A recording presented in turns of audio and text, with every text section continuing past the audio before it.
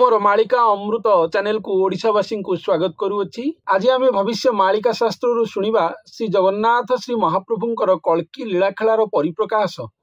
केउ मसीहा मास तारीख रे हेबो, एक्चुअल तारीख कौन, भविष्य मालिकार ए संबंध में कौन उल्लेख रही। तो सन्थ हारिदास ग्रंथावली पुस्तक को आम देखा से उल्लेख रही 2013 मसीह जनसाधारण माने स्वयं महाप्रभु को मानव रूप में दर्शन करेंगे, एक कथा उल्लेख रही। ठाकुर दर्शन लीला हम परिप्रकाश हे स्वयं महाप्रभु श्री जगन्नाथ समस्ते मानव रूप में ठाकुर को दर्शन करेंगे, एक कथा परिष्कार भाव में उल्लेख रही। ठाकुर हुए तो आसी थाई पारती आसी मानव रूप में, किंतु जो दर्शन लीला परिप्रकाश लीला जहाँ मानव समाज रे घटिबा कथा सारा विश्व से ही दर्शन लीला को करबा कथा एक कथा घटी नहीं एजावत भी। महापुरुष अच्युतानंद तांकर भविष्य मालिकार उल्लेख करछंती सतर रे सत्य उपजीव, सत्य कहले आउ केही नुहंती स्वयं श्री जगन्नाथ श्री महाप्रभु निजे, तेणु सत्य उपजीव बा सत्य परिप्रकाश हेबे। तेबे सत्य जदिओ आसीछंती धरापृष्ठ को महागुप्त रे, तेबे से उन्मोचन हेले नाही बा पुणी गुप्त रहिले तांकर जे कोनसी कारण जोगु हेउ बा तांकर महाकर्म महाधर्म वशत हेउ बा जे कोनसी कारण जोगु हेउ, सत्यर किंतु परिप्रकाश घटला नहीं। सत्य कहले श्री जगन्नाथ ही सत्य, जगत मिथ्या अटे। सत्य जगन्नाथ परिप्रकाश एजावत घटी नहीं, लीलाखेलार महापरिप्रकाश ठाकुर मानव अंगरे दर्शन देना एजावत भी, तेणु सेबे भी ये घटना घटिला नहीं। तापर आहुरी अनेक मास मसीहा कथा उल्लेख रही। जो मैंने मालिकाकार जो मैंने भविष्य मालिका उपर जो मैंने पढ़ुंट जानुंट से देखिए 24 मसीहा कथा उल्लेख रही। 24 मसीह प्रभु बाहरिकी दर्शन देवे, एक कथा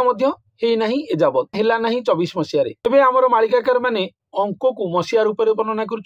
23 अंक 24 अंक 28 अंक 29 अंक 39 अंक एसबू विषय उल्लेख रही। मसीहा रूप में वर्णना करके भविष्य मालिकार जहाँ रही से विषय में किसी भविष्य वक्ता मैंने वर्णना कर। पुणी दिव्य सिंह देवंकर अंक जहाँ 67 68 अंक ए चलुची भविष्य मालिकार उल्लेख रही। दिव्य सिंह राजा समय कल्की लीला खेला हो बोली, तेबे तार उन्मोचन लीला एजावत घटी नहीं। पुणी रही 25 रु 28 29 मसीहा भितर कल्की लीला खेला जबरदस्त भाव में हेबो, कल्की लीलार परिप्रकाश घटिबो। या उपर भविष्य वक्ता माने परिप्रकाश करुछंती बा विभिन्न बाणी आगामी भविष्य को नहीं कहउछंती। हाँ एमिति कथा रही 25 रु 29 भितर म्लेच्छ संहार लीला हो पारे। पुणी 29 रु 32 मसीहा कथा कहुई। 32 मसीहा बेलू बहुत भविष्य वक्ता मैंने कहते जे कल्की लीलार परिप्रकाश घटी जाइथिबो। 32 मसीहा सुधा श्री सत्ययुग धरापृष्ठ को आसी जाइथिबो। एबे से समय आसीनी, आसिले ही आम जापर वास्तव उपर जदि कथबार्ता करवा तेज जना पड़ो भविष्य कौन हो देखा। 39 मसीह प्रभु लीलाखेला करेंगे, 39 अंक प्रभु लीलाखेला करेंगे ए विषय में उल्लेख रही। 39 अंक को जदि मसीहा अनुसार बुझा 2039 मसीहा 2039 मसीहा भितर प्रभुंर लीलाखेलार पूर्णांग घटी। 2039 मसीहा एपर्यंत आसीनी, आगु को आसो देखा से कौन हो। प्रभुंर लीलाखेला मध्य बहुत प्रकार वित्पात घटो, बहुत प्रकार महामारी व्याधि महाव्याधि भूकंप सुनामी एभली प्राकृतिक विपर्यय रोग व्याधि महाव्याधि सहित एसबूर आशंका रही, आतंक रही। समाज द्वारा अतिमात्रा क्षतिग्रस्त हम, क्षयक्षति हम, एक उल्लेख रही भविष्य मालिका शास्त्र रे। यह सह मीनशनि जोग जहाँ अतिमात्रा प्रचार प्रसार घटुची, मीनशनि जोग आगु को आसुची बा 2 वर्ष 2.5 वर्षर जोगाजोग रहिबो, जो जोग समय मानव समाज को क्षति पहुंचे बोली भविष्य मालिका शास्त्र रे उल्लेख रही आसुची। तेणु एभली बहुत कथा भविष्य मालिका शास्त्र वर्णना करुची। जो सब विषय जो मैंने भविष्य मालिका को पाठ करुचंती बा शुणुचंती से सब विषय अवगत होते सुनिश्चित। तेज आहरी उल्लेख रही 2050 मसीहा सुधा स्वयं भगवान कल्कींकर समस्त लीलाखेला उन्मोचन हो सारी समस्ते जानी सारी लीलाखेला बहुत बाट को अग्रसर हो सारी श्री सत्ययुग संपूर्ण रूपे चली आसी। 50 मसीहा बेलू सब कथा सरी जाइथिबो बा कल्की लीलार उन्मोचन घटी जाइथिबो संपूर्ण रूपे बोली एक कथा वर्णना रही। श्री सत्ययुग संपूर्ण चली आसथिबो एक कथा वर्णना रही। तेबे अनेक कथा भविष्य मालिकार उल्लेख रही, अनेक वार्ता आम मानव समाज को सेठारे दिया जाइछि। तेबे सबुठु ऊर्ध्वरे होउछि दुष्ट दुर्जन माने बा जो माने मंद बुद्धिर लोक, जो माने म्लेच्छ लोक, से माने कल्की लीलार किछि भो पाइबे नहीं, से माने अछट ही मृत्यु लाभ करिवे, एटु विदाय नेबे। ये सब कथा ही संहार लीलार से माने पड़िबे। जो माने दुष्ट म्लेच्छ अधर्मी पापी जन परिवर्तन शब्द जो मानक दुर्ह व्यापार दुर्लभ अटे, जो मैंने परिवर्तन हो पारे कदापि जीवन सब एठू म्लेच्छ संहार जी। म्लेच्छ संहार प्रभु किसी खंडा धरिकी म्लेच्छ संहार करेंगे ना ऑटोमेटिक प्रोसेस रे ही हम प्रभु इच्छा ही सब हेब प्रभु इच्छा ही खड्ग अटे से ही चक्र अटे तेणु प्रभु तांको इच्छा ही सब करेंगे जेहेतु स्वयं महाप्रभु इच्छामय ठाकुर तांको इच्छा ही सबकिछि घटिबो प्रभु श्रीकृष्ण प्रभु श्रीराम जेपरी आसी युद्ध इत्यादि करथिले एठी प्रभु नारायण जदि आसतांते कल्की रूप में ताहले ये सब घटना घटी था से युद्ध करते दुष्ट भगवान को भितर लड़ी होता ये सब जिन होता किंतु जेहेतु नारायण नुह महानारायण आसिले नारायण पर जी सी आसिले जेहेतु कृष्ण नुह स्वयं महाकृष्ण आसवे कथा रही अंश महाकला नुह स्वयं पूर्ण ब्रह्म आसवे स्वयं अचल महामेरु ठाकुर जी स्वयं सी पदार्पण करेंगे जेहेतु ये कथा रही किसी आवश्यक ना से नर अंगरे आसवे नर अंगरे थी जहाँ जहाँ इच्छा करेंगे सृष्टि संहार पालन तांको इच्छा ही सेठू हेब से मानव माध्यम ही सृष्टि सर्जना पालन संहार सबू से ही हम यही कथा ही लिखा अच्छी तेणु महापुरुष अर्थानंदर 86 पटल पुस्तक लास्ट को वर्णना होती तीन भाग एक भाग हो महाप्रभु जो देते बांटी थे महादेवता मान सर्जना करने को देते ब्रह्मा देवता को देते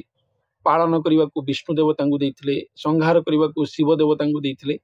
ये सब तीन भाग एक भाग हो सबूर जो दायित्व स्वयं महाप्रभु अपसरे आनिबे जेहेतु स्वयं निजे मानव उपर आसवे तेणु स्वयं निजे सब बुझे मानव अंगरू थाई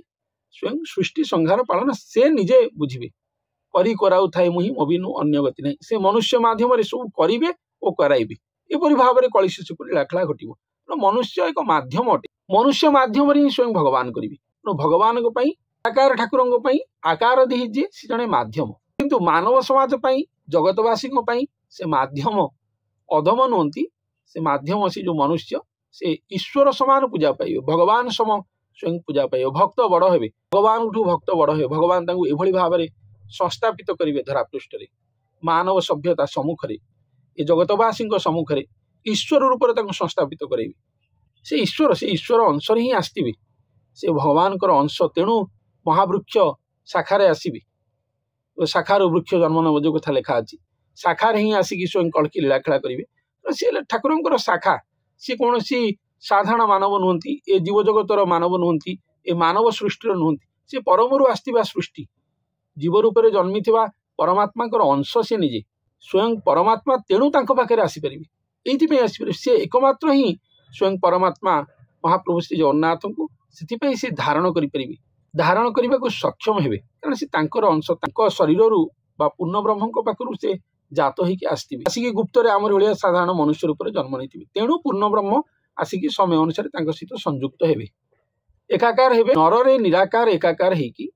नराकार हे यही घटनावली घटो मध्यम करके सृष्टि संहार पालन सब करेंगे निराकार ये मनुष्य अवतार हो भाव में अति चमत्कृत लीलाखेला धरापृष्ठ ही घटो तेणु ये जो परिप्रकाश घटो तो महागुप्त धरापृष्ठ आरंभ हो परिप्रकाश केवे घटो तार जो निर्धारण समय दिखाई 2000 मसीहा पर जो समय दिखाई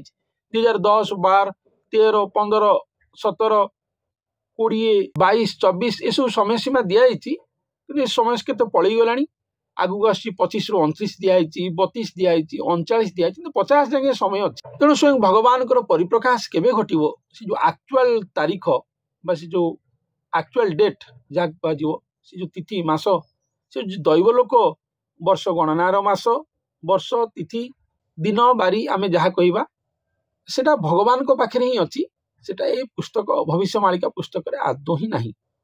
हाँ भविष्य मालिका पुस्तक विभिन्न दिन को निर्धारण करके दि जाठी ना बहुत गुड़े दिन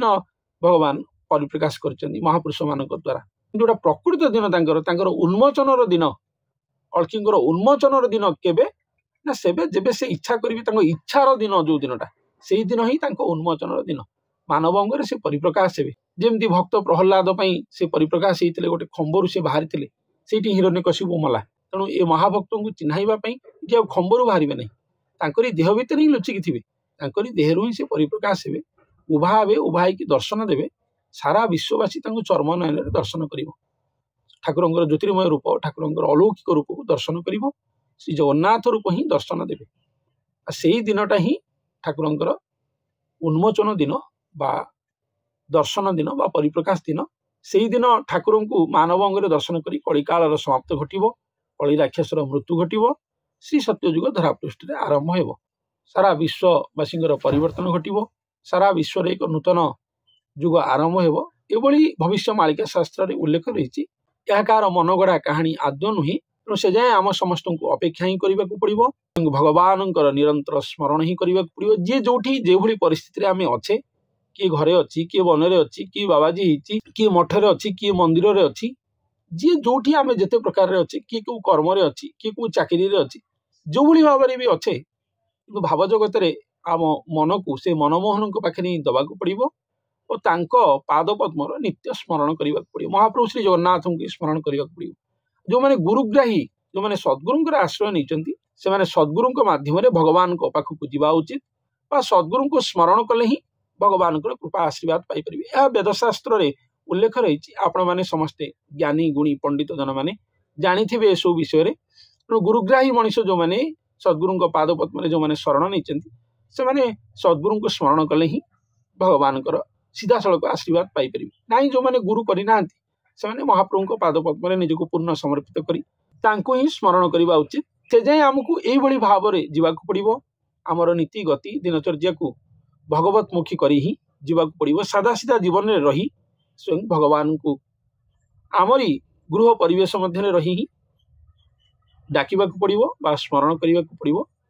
सत शांति दयाख्य मध्य रहा पड़ो चौर्य मनोवृत्ति मिथ्याचार अधर्म पाप ये सब दूरे रही भगवान को जोड़हस्त होई नाम को नित्य स्मरण कर ही जावाक पड़ो जेबे से आसबे पाद पद्म ही शरण जीवा समस्ते से ही बताइबे बाट भवसागर उद्धार